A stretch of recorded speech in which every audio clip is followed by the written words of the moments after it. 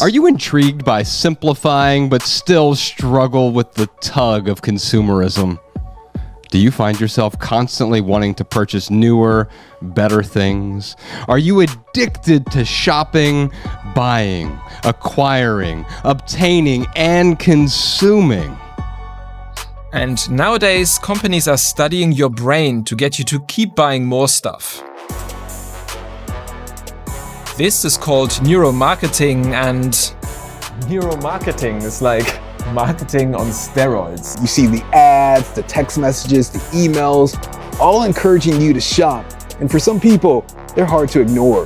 Online shopping makes it simple to buy from almost any store, anytime, and anywhere you want.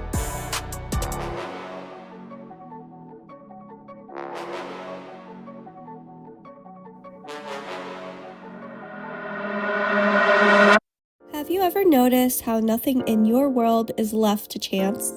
The colors you walk past, the music that hums in the background, even the scent in the air. All engineered to soften you up for the swipe of a card. Welcome back to Beyond Surface Level, where we question what we're told and reveal what's hidden. This month, we're stepping inside the consumerism matrix, a system so subtle you mistake it for comfort. Today's episode is how your environment is designed to make you spend. Because control doesn't always look like a cage. Sometimes it's a cozy couch, a glowing screen, and a perfectly scented candle. We think shopping starts inside a store, but the engineering begins before that. It starts with how you move through space. Every city, every mall, every airport is a behavioral experiment written in steel and glass.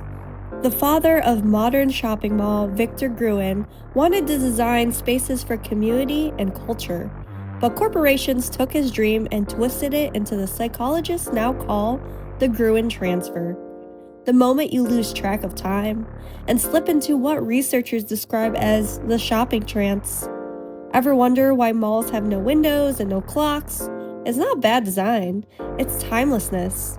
If you can't track the hours, you can't feel guilt.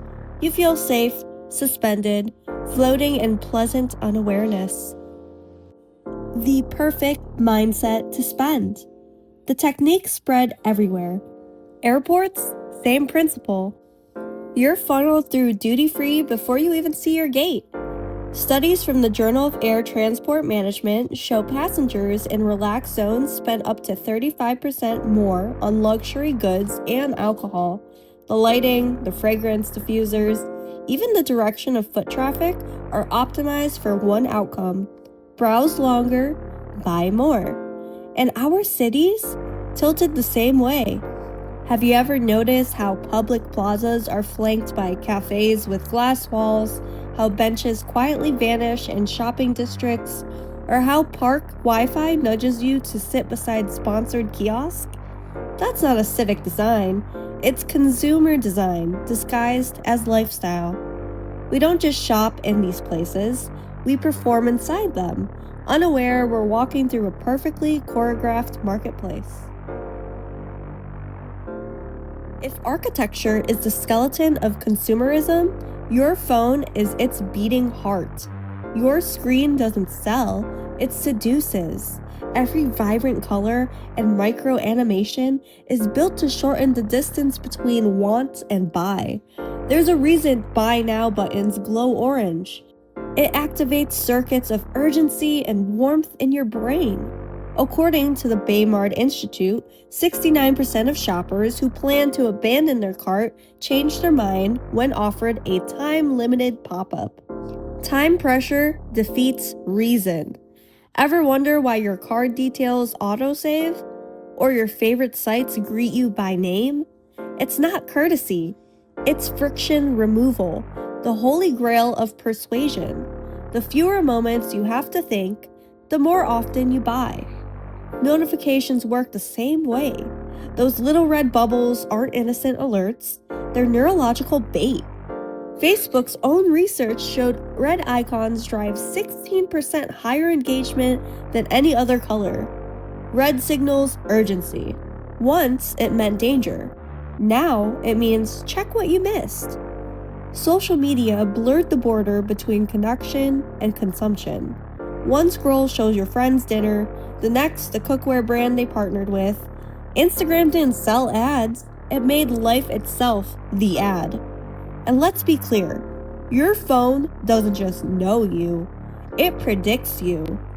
Cambridge researchers found that algorithms analyzing likes could infer personality traits with 85% accuracy, often more precisely than friends or family. When your feed eerily suggests something you were just thinking about, that's not psychic. That's data turned into desire. We used to think the internet gave us freedom, but maybe it just gave marketers the keys to our subconscious. At the end of the day, you go home where it's safe, right? Except your home is now the most profitable retail space on earth.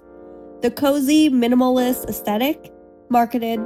The self-care aisle, marketed. Even your idea of comfort, the candle, the blanket, the way your living room should look, is engineered emotion wearing a price tag. Over the past decade, the home as wellness industry exploded into a $600 billion market. The pandemic only sped it up. We turned our homes into performance spaces, offices, studios, backdrops for content, and in doing so, blurred the line between sanctuary and storefront. Streaming endless decor inspiration isn't harmless.